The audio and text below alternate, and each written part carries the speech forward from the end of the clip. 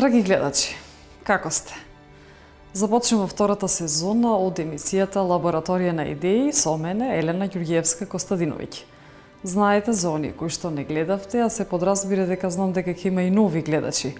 Ова емисија е посветена на психологијата, филозофијата и духовноста. Се со цел подобрување на нашиот живот, односно како да бидеме посрекни, односно како да се запознаеме себе си. Во секоја емисија имаме различна тема, а како најава за оваа прва од втората сезона, ќе започнам со следново. Гледајќи се во ово огледало, може би она позната изрека "Огледалце, огледалце, кажи ми на светов најубав кој е?" Ова сакам да биде најава кратка. Проста причина е што секогаш оние поединци кои што премногу се гледаат во огледало, секогаш не асоцираат на нарциси. Ова емисија, значи ова издание и следното, ги посветувам на нарцисоидноста. Односно, она што сакам да го постигнам е следново. Дали јас, дали вие можеби сте нарциси? Дали можеби живеете со некој кој е нарцис? Што е нарцисот? Кои се позитивните, а кои се негативните ефекти, односно страни за да бидете нарцис? Ова и многу повеќе во ова и следното издание. Затоа имаме снимен разговор токму со познат психолог. Станува збор за Сем Вакнин, кој што има свое дело посветено на нарцисоидноста. Затоа ви предлагам да останете заедно со мене, со сите содржини од Лабораторија на Идеи.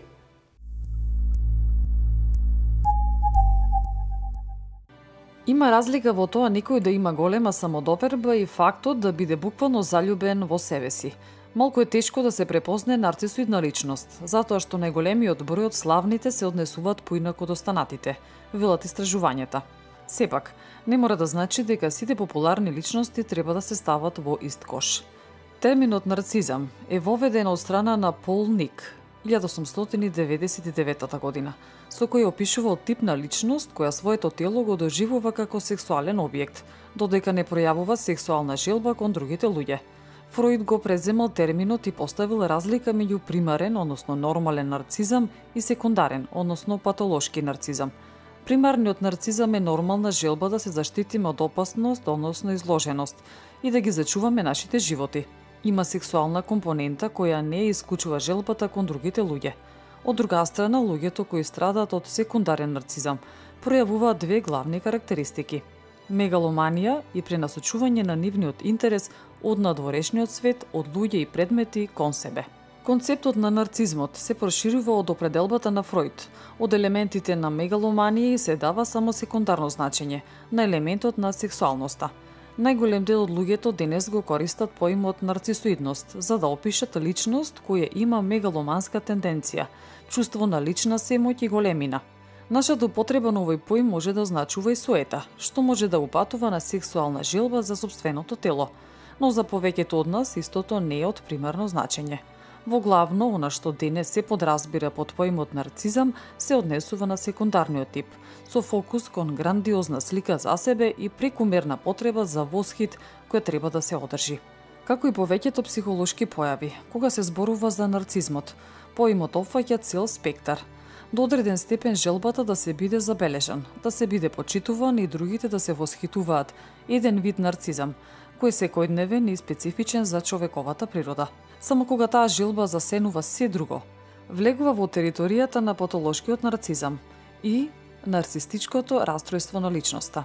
Треба да се исполнуваат барем 5 од овие квалитети за да се задоволи диагностичкиот праг. Како прво покажува арогантно, горделиво однесување или став. Често е завидлив или завидлива на другите, или верува дека другите и завидуваат. Недостаток на емпатија, не ги признава или не се идентификува со чувствата и потребите на другите луѓе. Покажува интерперсонална експлоатација, односно искористување на другите луѓе за постигнување на своите цели. Има чувство за одобрување, односно неразумни очекувања од посебно поволни третирања или автоматска согласност на другите луѓе со неговите, односно незините очекувања. Има грандиозни чувства на самоважност. Верува дека е посебен, односно посебна, и уникатен, односно уникатна, може да биде разбран или треба да контактира, односно соработува со луѓе кои се исто така посебни или луѓе со висок статус. Джозеф Бурго, психоаналитичар кој ја истражува оваа тема, зборува дека зад појавата на нарцисоидноста најчесто стои ниското самовреднување, чувство на лична немоќ и беспомошност, како и вкоренет срам за себе си, односно личност која го доживува како оштетен, скршен.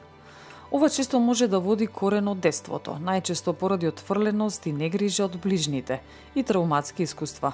Со неприменета љубов во овој вид критичен период, личноста учи дека таа не е сакана. Тоа води кон само неприфаќање и чувство на длабок срам во врска со себе. Кога личноста несвесно ги негира ваквите чувства, тие може да се јават во нивната спротивна форма, преку пренагласување на самовреднувањето, развој на грандиозна слика за себе, чувство на лична семоќ и големина.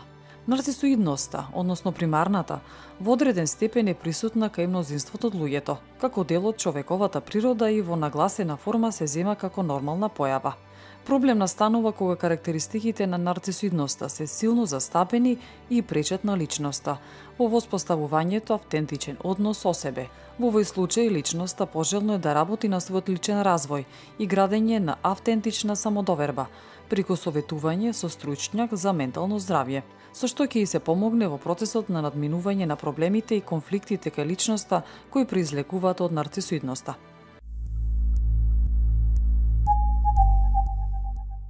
Господине Вакнин, пред се ви благодарам што издвоивте време токму за емисијата посветена за психологијата и нормално вие како еден, да кажеме, од најдобрите психолози, да споделите барем нешто повеќе во врска со темата за нарцисоидноста, односно за личности кои што се нарциси.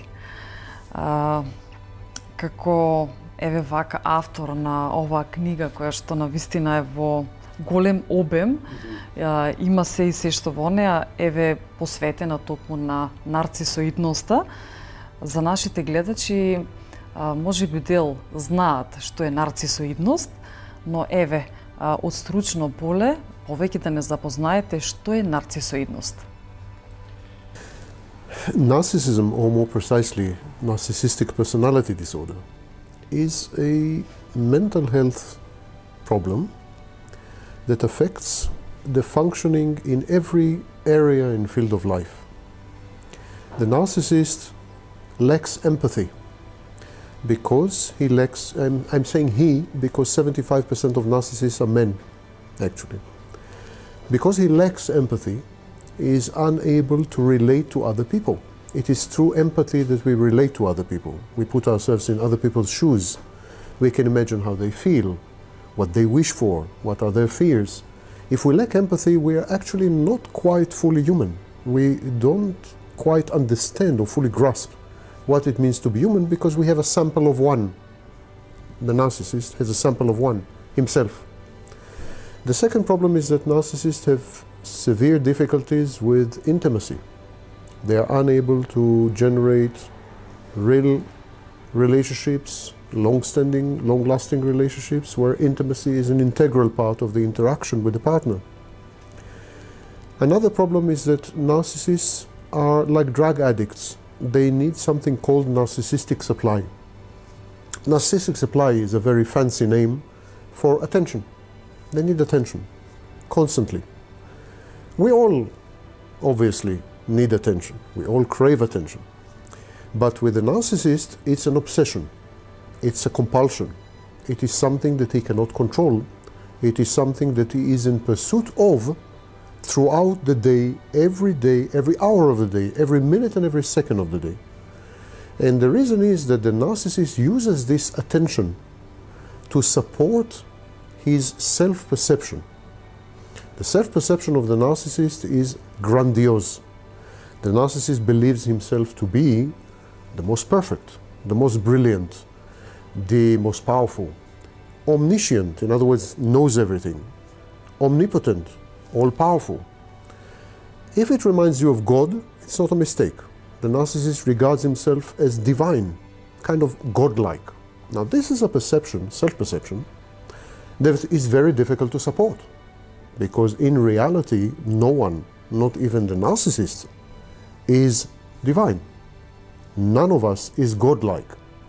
So here's the narcissist. He believes things about himself which cannot be supported by reality. So he goes around asking people to confirm to him that he is indeed perfect, that he is indeed brilliant, that he indeed knows everything, that he is indeed all-powerful. He begs people to tell him that what he thinks about himself is not fake or false, but completely true. This projection of himself as godlike, perfect, brilliant, and so on, is what we call the false self. And narcissistic supply is the food and the fuel with which the narcissist supports this construct, this construction. If the narcissist stops receiving narcissistic supply, he crumbles. You know, like the zombie movies, when there's no longer blood, he crumbles like a house of cards. The narcissist needs supply merely to exist.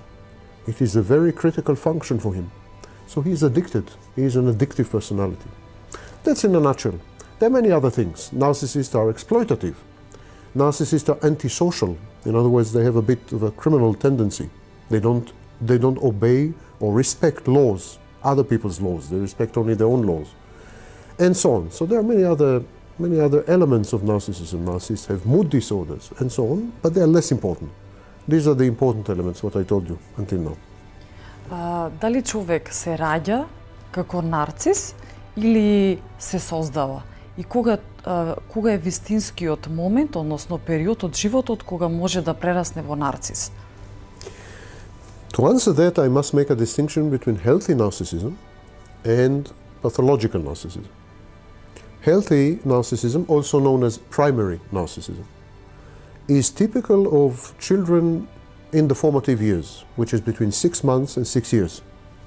During this period, all children are narcissists. They are concerned with themselves, they lack empathy, they are exploitative, they are manipulative, they seek narcissistic supply, a lot of attention, and so on and so forth. And this is very healthy, because this behavior allows them to distinguish themselves from the parents, to differentiate themselves, to become an individual. We call this process separation individuation. So this process requires narcissism. The problem starts if you don't grow up, if you remain stuck at the age of 6 or 7 or 8 or 9. If you are an adult with the very same primary narcissism, then this narcissism is pathological. Everything that survives from childhood into adulthood, everything that affects the functioning of the adult that has roots in childhood, is considered unhealthy. So the answer to your question is pathological narcissism is formed on or around the age of 6, but comes into full blossom, comes into evidence and manifestation only in middle to late adolescence. Only then we can say with certainty this person is a narcissist. But another question is, why do we become narcissists? Well, mostly because of abuse. Now, when I say abuse, people immediately think about sexual abuse or beating, being bitten. I mean, I don't know what, being neglected, being abandoned, ignored. Those are, of course, very important forms of abuse, and they create mental health problems later in life. But being spoiled, being idolized, being put on a pedestal, being smothered, being doted on, are also forms of abuse. When the parent treats the child as an object, whether it is object for veneration, object for admiration, or whether it is object to be bitten and to be abused, sexually or otherwise, whenever the child is treated as an object, never mind if it's object in a good way or object in a bad way, but whenever the child is treated as an object, we have a pathology forming later in life. Children need to establish boundaries. They need to separate from the parent. If the parent is immature if the parent is childlike, if the parent is narcissistic, the parent doesn't allow the child to go away. The parent forces the child to merge with him or with her. This merger, this fusion between the child and the parent, prevent the formation of a totally healthy personality with its boundaries, with its clear sense of self-worth, with its understanding of what is your strong points, weak points, limitations, advantages, skills, and talents. It's very difficult to be your own person if you are still an extension of mother. So the pathology starts in early childhood. Дали можеме да кажеме дека нарцисот е еден вид кукавица, барем кога станува збор за возрастна личност? I am not sure that this would be the best description, but I think the best description would be that narcissists remained childlike, remained children. They avoid adulthood. They avoid adult responsibilities. Adult responsibilities are, for instance, intimacy in relationships. Adult responsibilities is every day to get up and do something you don't like because you have to do it. Adult responsibility is to build a business long term, to be employed long term. Anything long term is an adult responsibility. Responsibility is to have children and to treat them correctly and to raise them properly. So narcissists avoid all these things, not because they are afraid of them, but because they are children, and these things are alien to children. They are simply people who never grew up. We call it arrested development or stunted growth. Stunted growth or arrested development is a situation where an important part of the personality, usually the emotional part, did not progress beyond a certain chronological age and does not match the other part, which is cognitive part. So you can have a narcissist who is a genius in his field. The cognitive part developed very much, but he's still a child emotionally. And this is very self-destructive as far as a narcissist goes, because when cognition is not coupled with emotion properly, we have what is called cognitive deficit. We have difficulty to evaluate reality and the environment and other people properly. When we cannot evaluate other people, the environment properly, we make mistakes. We reach the wrong decisions. We take the wrong steps. And really, most narcissists are very self-destructive and self-defeating. Not because they seek self-destruction, but because they read everyone and everything completely wrongly. They are like, their machinery is wrongly calibrated. The speedometer shows wrong speed. Everything is wrong. And it's a pity because many of them are very talented and very intelligent, have a lot to contribute. Had they grown up emotionally as well as cognitively, they would have been wonderful people or fascinating people, but they didn't. Има ли нешто позитивно, односно кои се позитивните карактеристики што еден нарцис може да ги има? Да се извлече ли нешто позитивно може? Narcissists are risk takers, so they are very good in starting new things, establishing new things. Because they don't evaluate the environment properly, because of that, they are good leaders. They are willing to assume responsibilities that other people are afraid to assume. They're good, so they become very good politicians, chief executive officers, and so on. But here's the problem. This is in the short term. So in the short term, the narcissist can lead, can create, can innovate, but in the long term, it always ends badly because of the accumulation of wrong decisions and wrong perception of reality. Nothing they build, nothing they create, nothing they construct stands. It usually, after a few years or even a few decades, ends in disaster, in catastrophe. Што е она што ние, доколку не сме нарцисоидни, треба да го знаеме за нарцисот? Што е она што е најважно, се со цел да превенираме, односно да се себе заштитиме од таквите личности, бидејќи нормално можеби на некој или на повеќе начини ќе ни штетат? Yes, they create a lot of damage. Narcissists are destructive not only to themselves, of course, they are destructive to their environment. I think we should make a distinction between intimate relationships and other types of relationships, like business or politics. In intimate relationships, if the other party, the spouse, the mate, the partner, the lover, the wife, if she seeks intimacy, sex, love, normal, adult, fully developed relationships, then this cannot be done with a narcissist. Period. If that's what she seeks, she should go away. She should separate. If, on the other hand, she is willing to compromise in these areas, if she is willing to have a relationship that is not intimate but very functional, not sexual but otherwise kind of codependent, not loving but attached or bonding. So there are substitutes to real adult relationships. If you are willing to settle for a substitute, then you can survive with a narcissist. Narcissists are like children, so they can be easily manipulated. It's very easy to manipulate a narcissist. Very easy to get the narcissist to exactly where you want him to be and to make him do and behave whatever you want him to do and behave. So, but it's exactly like having like having a relationship with a child, like raising a child. So some women, for instance, have highly developed motherly instincts. Maybe they fit a narcissist.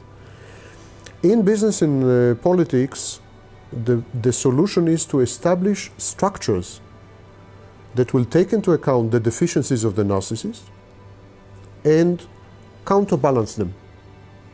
So if you have a narcissistic chief executive officer in a company, you should establish a very strong board of directors that will constantly look what the narcissist is doing, criticize him, make offers, block him sometimes, prevent him from making mistakes and ruining the company.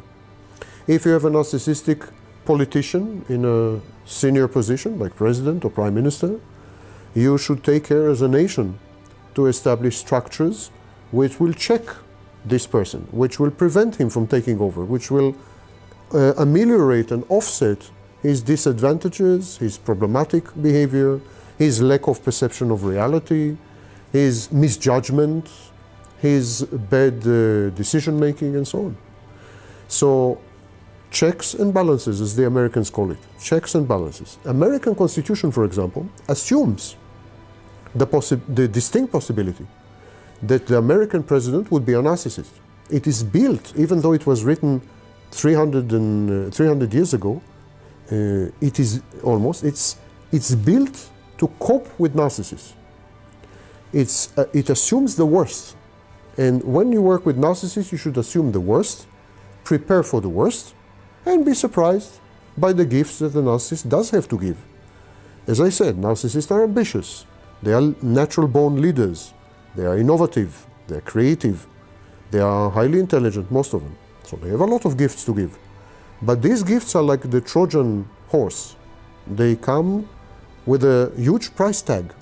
You need to build structures in politics and business to offset this price tag. Similar, I think maybe the same in intimate relationship. You take what you can from the narcissist, what he has to offer. Living with a narcissist is very exciting, very dramatic, very interesting, fascinating. People I talk to, women I talk to, say that to live with a narcissist is like to be in a color movie, Technicolor. And when the narcissist is gone from their lives, it's like being in a black and white movie. So, okay, narcissists have what to give.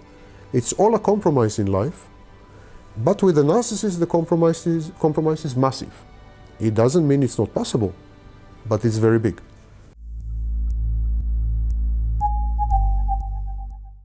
Драги мои, во продолжение останете со нас. Ви нудам еден интересен психолошки тест за тоа кој ќе покаже дали сте нарцис или не. Затоа ви ги нудам следниве прашања со мала пауза се подразбира и одговорот. Да видиме дали сте нарцис или не. Голем број на научници тврдат дека денешната технологија не прави повеќе нарцисоидни од вообичаено. Некои дури се одлучуваат на прилично ризични однесувања само за да имаат добри фотографии на Facebook или Instagram.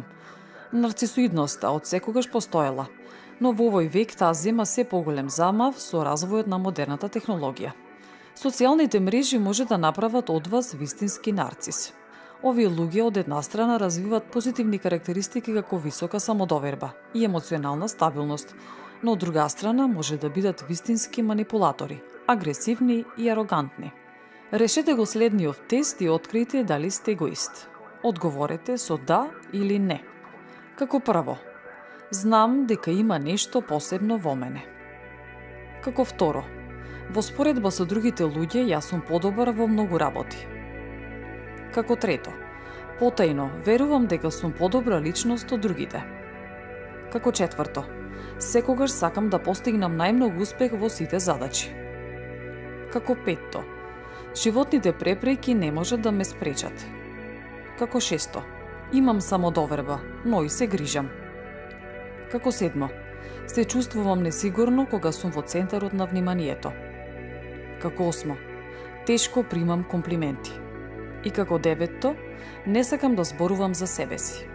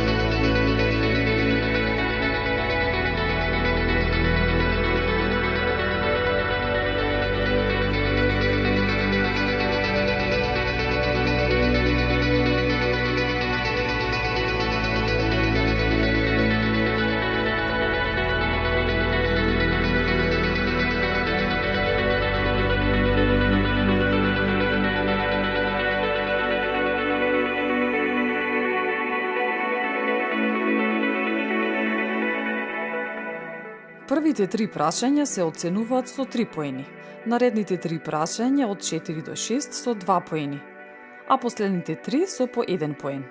При тоа, позитивна оценка добиваат само оние прашања на кои сте одговориле со да. Вашиот резултат можете да го споредите со следново. Од 3 до 7 поени. Низок нарцизам. Вие себе си не се ставате на прво место и важно ви е да им помогнете на другите. Од 8 до 12. Здрав нарцизам. Вие сте истовремено грижлива и амбициозна личност, која знае што сака во животот, а знае и на другите да им помогне. Од 13 до 18 поени. Висок нарцизам. Голема е веројатноста дека сте себична личност која не умее да внимава на туѓите проблеми и потреби, но секогаш постои можност тоа да го промените доколку сакате. Почитувани, ова е првиот дел од темата посветена на нарцизмот. Се надевам дека сте задоволни барем од овие содржини.